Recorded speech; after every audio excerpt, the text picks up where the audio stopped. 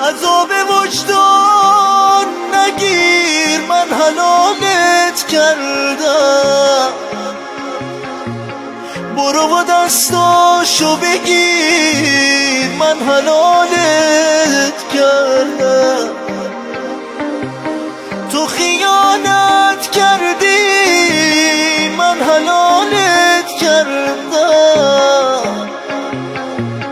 بهش عادت کردی، من حلالت کردم. من حلالت کردم، من حلالت کردم.